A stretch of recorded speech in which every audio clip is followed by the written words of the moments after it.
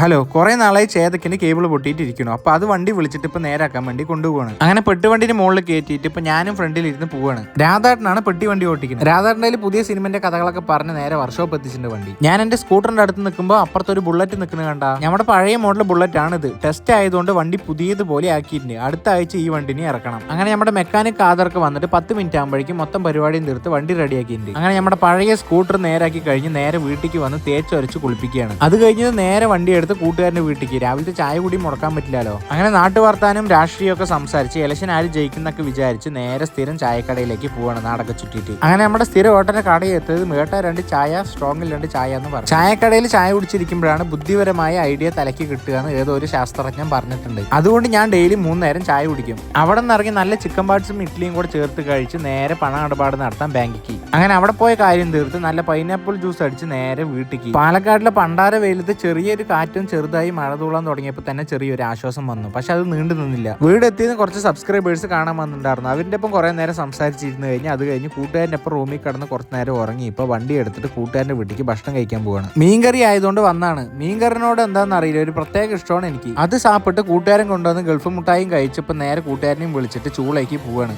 വീട് പണിക്ക് ചൂളയിൽ നിന്ന് കല്ലിറക്കിയില്ല, അതിന് പൈസ കൊടുക്കാൻ വന്നാണ്. അങ്ങനെ അവിടുത്തെ കാര്യം തീർത്ത് വീട്ടിൽ വന്ന് ഫാൻ വിട്ട് കാറ്റ് കൊണ്ടിരിക്കുന്ന സമയത്ത് പുറത്ത് മഴ. ഈ മഴ പെരുമഴയും കൊണ്ട് ബുള്ളറ്റ് എടുത്ത് മഴയത്ത് ചായ കുടിക്കാൻ പോയി. ചായ കുടിക്കുമ്പോൾ കിട്ടുന്ന സുഖം വേറെ എവിടെയും കിട്ടില്ല. അതുകൊണ്ട് അമ്മ തന്ന 2 അടയും കഴിച്ച് കട്ടിയുള്ള ബനിയും മാറ്റി ലൂസ് ആയിട്ടുള്ള ഒരു ഷർട്ട് ഇട്ട് വണ്ടി എടുത്ത് ഈ പെരുമഴയും കൊണ്ട് ചായ കുടിക്കാൻ പോവാണ്. ഈ ഒരു സമയവും പ്രായവും ഈ ഒരു സമയത്ത് മാത്രമേ കിട്ടുള്ളൂ. അതുകൊണ്ട് എല്ലാ ചെറിയ സന്തോഷവും വലിയ ആഘോഷമായി മാറ്റുക. അങ്ങനെ സ്ഥിരം ഏട്ടന്റെ ചായക്കടയിൽ വന്ന് ഏട്ട ഒരു ചായ എന്ന് പറഞ്ഞു മുഴുവനായി നനഞ്ഞ് പിണ്ടിയായിരിക്കുന്ന സമയത്ത് ഈ ഒരു ചായ കുടിക്കുമ്പോൾ എന്താ സുഖം. പിന്നെ എന്റെ ജീവിതത്തിൽ നടക്കുന്ന കാര്യങ്ങളാണ് എന്റെ വീഡിയോസ്. അതുപോലെ ജീവിതത്തിലെ എല്ലാ ചെറിയ കാര്യങ്ങളിലും ഭയങ്കരമായി സന്തോഷിക്കുക. അപ്പൊ എന്തിനീത്ത് അടുത്ത വീഡിയോ ആയിട്ട് വരാം. ബൈ.